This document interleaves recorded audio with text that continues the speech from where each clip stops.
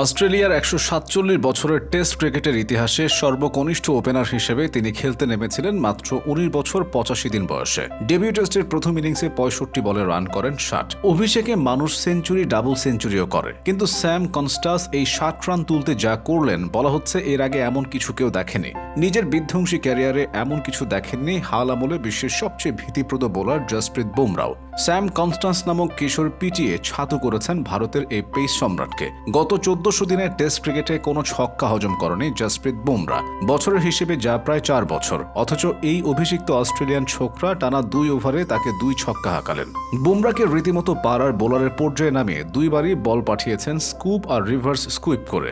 দুটো বলই ঋষভ পান্থের মাথার উপর দিয়ে উড়েছে বাউন্ডারি লাইনে। আনঅর্থোডক্স ব্যাটিংয়ে কেবল ৬ মেরেই থামেননি কনস্টাস। বুমরার ২ ওভারে রান তুলেছেন যথাক্রমে ১৪ এবং ১৮। ৪৪ টেস্টের ক্যারিয়ারে ১ ওভারে এত রান দেওয়ার অভিজ্ঞতা এর আগে কখনো হয়নি বুমরার। তাকে এভাবে মার খেতে দেখে স্যাম কনস্টাসের উইকিপিডিয়ার পেজে লেখা হয়, ফাদার অফ জসপ্রীত বুমরা। ৬০ রানের ইনিংস খেলা অজে ওপেনারের একটি বিশ্ব রেকর্ডও হয়ে গেছে।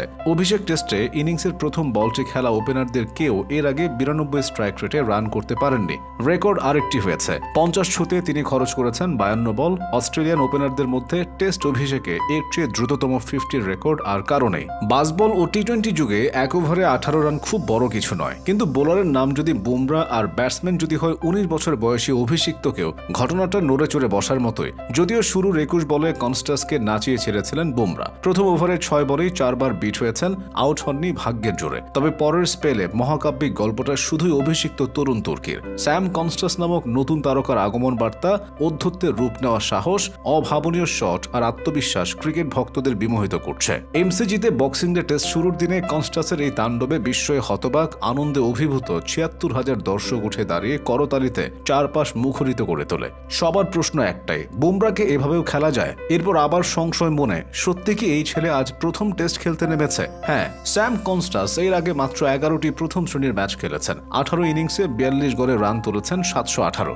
২টি শতকের পাশাপাশি অর্ধশতক করেছেন ৩টি। ৭৪টি চারের পাশাপাশি ৮টি ৬ বলে দেয় তার হাতে মার যথেষ্ট। কনস্টাস ভারতীয়দের কতটুকু ভুগিয়েছেন তা স্পষ্ট হয়েছে কোহলির আচরণে। স্লেজিং ক্রিকেটের অংশ, ব্যাটারকে ২-৪ কথা শুনিয়ে দেয়া, বিরক্ত করা, মনোসংযোগে ব্যাঘাত ঘটানো ক্রিকেটের জৌলুসকে বাড়িয়ে তোলে। কিন্তু কোহলি তার অর্ধবয়সী কনস্টাসকে পিচের দিকে এগিয়ে উদ্দেশ্য প্রণোদিতভাবেই ধাক্কা দেন কিংবা ধাক্কা দিতে বাধ্য হন। হেঁটে যাওয়ার পথে কাঁধে ধাক্কা লাগার পর ২ খেলোয়াড়ের কেউ কাউকে ছাড় দেননি। দুজনের মধ্যে হয় উত্তপ্ত বাক্য বিনিময়, পরিস্থিতি বুঝতে পেরে খাজা গিয়ে দুজনকে শান্ত করেন। মাঠের আম্পায়াররাও নেন ভূমিকা। এরপর ফের কনস্টাসের উইকিপিডিয়ায় এডিট করে লেখা হয়, ফাদার অফ বিরাট কোহলি। ধাক্কা দেওয়ার ঘটনায় বিরাট কোহলি যে শাস্তির মুখোমুখি হবেন সেটি ঘটনার ধরনেই বোঝা গিয়েছিল। হলো সেটাই। আইসিসি আচরণবিধির লেভেল 1 ভঙ্গের দায়ে তার ম্যাচ ফির ২০% জরিমানা এবং একটি ডিমেরিট পয়েন্ট দেওয়া হয়েছে।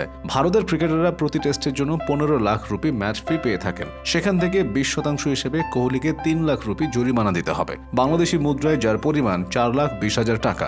স্যাম কনস্টাসের সাথে কিন্তু বাংলাদেশও জড়িয়ে রয়েছে। তার এখন পর্যন্ত ক্ষুদ্র যাত্রায় নিবিড়ভাবে যুক্ত ছিলেন বাংলাদেশের তাহমিদ ইসলাম। ২০১৭ সালের দিকে বাংলাদেশে প্রথম শ্রেণীর ক্রিকেট খেলতেন তাহমিদ, যদিও অস্ট্রেলিয়াতেই তার ক্রিকেটের হাতে খড়ি। ক্র্যানব্রুক স্কুলে ভর্তি হয়েছিলেন স্যাম কনস্টাস। সেখানেই তাহমিদের সাথে পরিচয় হয় খুদে কনস্টাসের। তাহমিদ কনস্টাসের অনুশীলনের তদারকি করেছিলেন, তখনই তাহমিদ বুঝে ফেলেন খুদে কনস্টাস একদিন বিশ্ববাসীর বিস্ময়ের কারণ হবেন।